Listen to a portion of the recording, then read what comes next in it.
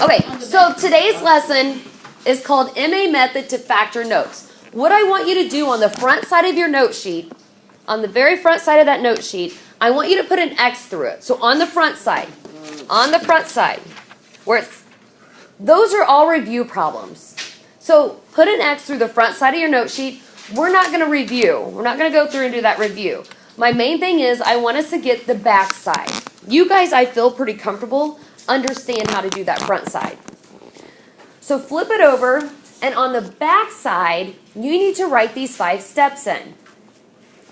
Now, good notes have everything from the PowerPoint should be on your note sheet. This is going to be so helpful to you guys when you do your homework and your quiz and your test, but it's only going to be helpful if you write everything down. For example, this is our second week doing this in my co-taught class, and a lot of kids didn't put how to find the M and how to find the A. They just put determine M and A. Well, we went to go do the quiz. They're like, well, where do you get the M from? I'm like, ooh, it's a quiz. I can't tell you. So if you have that down, you know where to get the M. Second thing, good notes must be written so you could read them. Today, first hour, a student wrote sloppy, and then when it came time to tell me how he got his M, he couldn't tell me because he didn't remember how he did it because he couldn't read his notes. So, main theme is write everything down and write them so you can read them. Okay, so step 1, we're going to determine the M and A. You determine the M by taking your first coefficient, which basically means the first number, times your third coefficient, your third number. Your A is basically just the second number. Step 2, find the numbers that multiply to M and add to A. We learned that already. Step 3, write the areas in each of the boxes using the numbers from step 2 for the top right and bottom left box. Step 4, you guys know how to do. It's just in a different spot to factor this time, but you're going to factor the top row of the rectangles using the greatest common factor. That greatest common factor you find then comes to what of our area model? What's that represent? What's the greatest common factor represent on our area model? Height. And then step 5, we just complete the model. So there we go. If you do not have this down, either get it from a peer or go to Google Classroom, but make sure you get the completed set of notes if you do not have it all the way down, but we're going to move ahead right now. And I can always come back to it too. Okay, so our first example problem here. On your paper, you have the box. The boxes are what we're trying to fill out. Equals 10e squared plus 23e plus 6. What are we trying to figure out? What do we know? We know the what? What's this represent? Area. We know that this is the area, the right side here, because there's no parentheses around it. So to the left of the area, what are we trying to determine? Height and width. The height and the width. Okay, so step 1 on my notes, say to find my M, my A. So my M is what? How do I determine what my M is? Tamara, how do I find my M?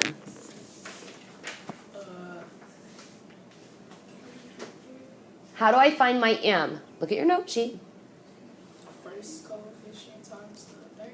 Okay, so that means the first coefficient, the first number, times your third number. So 10 times 60, or 10 times 6. Good job. Thanks, you're welcome. Which equals, as I just said, 60. Okay, what's my A going to be? Yeah, it's my second coefficient, 23. That's step 1. Step 2 says, find the numbers you can multiply together to get M, then add together to get A. So all we have to do now is think of our factor pairs of 60 and see which of those factor pairs I can then add together to get 23. So my factor pair is 1 and 60. If I take 1 plus 60, will that get me to 23? No. Nope. Okay. 2 and 30. Can I add that together to get 23? No. Okay, what 3 times what gets me to 60? 20. If I add those two together, will that get me to 23? Yes. Yes. So I'm going to circle that because I'm going to use those numbers, 3 and 20. So I'm done with step 2. I move to step 3. Step 3 says write the areas in each of the boxes using the number from step 2 for the top right and bottom left rectangle. Now, again, I like to use my smaller number for my top right. It's easier for me to find the greatest common factor with smaller numbers. So, my smaller number is going to be what? 3. And then my bigger number I'm going to put in the bottom left, which is what variable needs to go with the 20 and the 3? E. E. Good. Okay, so this 20E and 3E represents this 23E for the area. It represents this middle here. So then what's the area of my first rectangle going to be? What's the area of this rectangle going to be? Oh, 10E to the second. Okay. And then what about my last rectangle? 23. Oh wait, that 23 is made up of that 20E and 3. 6. Good. All right. So that's step 3, right? So now we're ready for step 4. Step 4 says factor the top row of my area model and using the greatest common factor. So I need to find the greatest common factor for 10E and 3E. Okay? So what's the greatest common factor for 10E and 3E? Think about it. What's the largest number that 10 and 3 can both be divided by? And if we don't know that, that's okay. We can come over here and we can do a factor tree. So a factor tree for 10 is 2 and 5. Can 3 be factored? No. Okay. What's the problem with this? They don't share a number, do they? So if they don't share a number, what does every number share as a factor? 1. So my 1 is going to be part of my greatest common factor. Where does that 1 go on my area model? The height for the top row. Now, what else do I need to have with my greatest common factor? E. Because they both share an E. So my height is 1E. So now I'm able to find what my width is. So I just think 1E times what gets me to 10E squared? So 1 times what equals 10? 10. And what else does this 10 have to have with it? E. Okay, so that's going to be the width of my first rectangle. So if this is the width, the girls are to be at practice. Okay, awesome. If that's going to be my width of my top rectangle, it's also the width of my what? So I'm just going to bring that on down, and I put it right here, right? No. Why? Because that's the height. Yeah. Okay, good. Now I'm ready to find the width of my second rectangle. So 1E times what gets me to 3E? 3. So that's my width. So I put my width up here, and then I bring it on down. Because if the width of this rectangle is 3 at the top, I know the width of my bottom rectangle is going to be 3. So now what am I ready to find for the bottom row? The height. So here I just think, what times 10E will get me to 20E? If I plug in 2 times 3, will that equal 6? Yep. So is the height of 2 correct? Yep. Yeah. And the final step is just transferring the information into my final answer. What goes first? 10E. What goes No, height? your height. Your height. So what's my height? 1E 1E. plus 2. 1E plus 2. Then what's my width? 3. No. 10. 10E plus 3. Remember, keep your numbers in order. So this is first, second, first, second.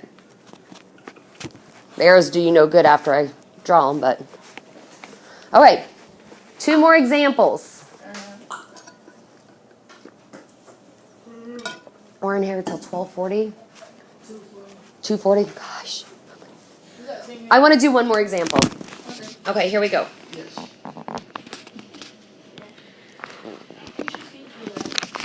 Okay. Step 1. What do I do? What's step 1 tell me to do? Okay, John, how do I determine my M? Multiply by the first Coefficient, coefficient and the third. which basically you're multiplying your numbers together, which is 10 times 6, which equals, 6. and my A. What's my A? 19. 19. It's my second coefficient. So that's step 1. Step 2, determine what I can multiply together to get my M and then add together to get my A. So I need to do my factors of 60.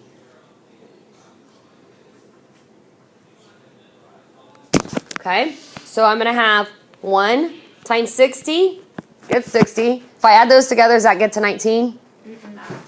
Too many. What about 2 and 30? Nope, too many. What about 3 and 20? Nope. What about 4 times what equals 60? Can I do that? 15. 15. Okay, what's 4 plus 15? So that's my answer, right? That's step 2. Step 3 then tells me to put these in my top right and bottom left area. Which one should I put in my top right to make it easier on myself? 4. Yeah, the smaller one. So then what goes in my bottom left? 15. What variable should go with them? F. Okay? So then I continue filling out my area model. What's the area of my first rectangle? 10F to the second. Okay, and if you remember that 19F is made up of the 15F plus 4F. So then what's the area of my last rectangle? 6. Which step am I on now? Find your height? Yeah. Which is to determine the greatest common factor. And what numbers do I use to determine the greatest common factor? Look at step 4. What do I use? Factor trees. Well, where do I get what numbers I'm factoring? It's my 10 and 4. Yeah, it's my top row. So you can either do your factor trees, or because I'm using smaller numbers, just think, what's the largest number that 10 and 4 can both be divided by? 2. 2. What variable do they share? 5. What- I said 5. I mean 1. What variable do they share? No, 2F. listen to me. Right? 240, 1240. So that becomes my height.